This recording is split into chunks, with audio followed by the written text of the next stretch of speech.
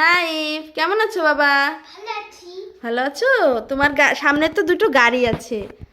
Robot কারের উপরে কাকে বসিয়েছো? ডাককে। আর ফ্লাইং কারের উপরে বসিয়েছো রেসিং কার। হ্যাঁ।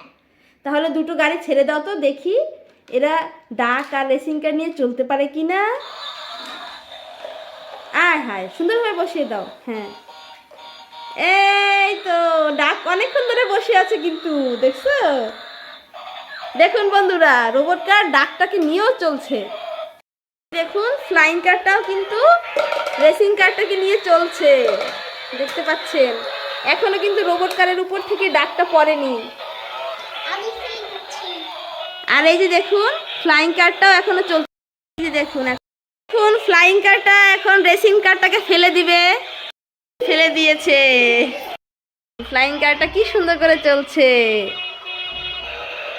রেসিং কারটাকে ফেলে দিয়ে সে এখন মুক্তভাবে চলতে পারছে, তাই না বাবা? বাবা,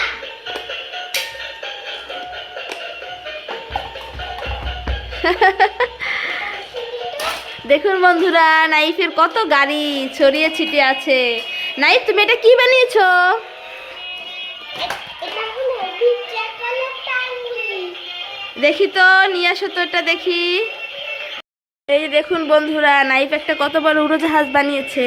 এটা উড়োজাহাজ না, এটা হলো পিজ্জা কালার টাঙ্গুলি। টাঙ্গুলি না ডাঙ্গুলি? আর এটা টাঙ্গুলি। ট্যাঙ্গুলি? হ্যাঁ, ও আচ্ছা, ট্যাঙ্গুলি। হ্যাঁ।